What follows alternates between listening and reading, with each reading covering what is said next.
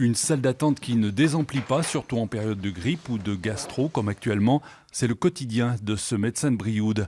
Quand il s'est installé il y a plus de 30 ans, ils étaient 14. Aujourd'hui, ils ne sont plus que 9 généralistes en ville.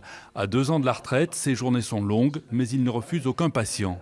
Moi, j'essaie personnellement d'accepter toujours des patients parce que, faisant partie du Conseil de l'Ordre, j'ai conscience de la difficulté pour les patients de trouver un médecin et que je ne me sens pas la capacité de refuser à quelqu'un qui est en situation difficile de ne pas le prendre en charge.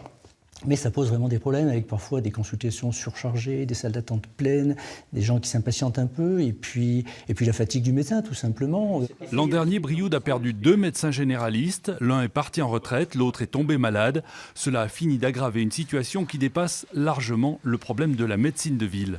Beaucoup de problèmes de médecins, des rendez-vous, des laboratoires, de scanners, de IRM.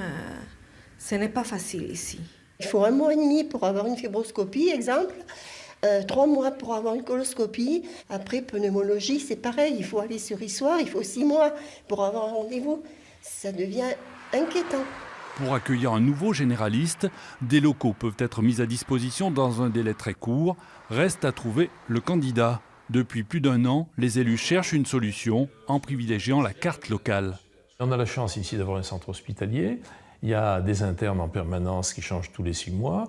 Il y a un cabinet médical, aujourd'hui le cabinet médical qui existe au nord de Brioude, qui lui aussi reçoit des internes en stage.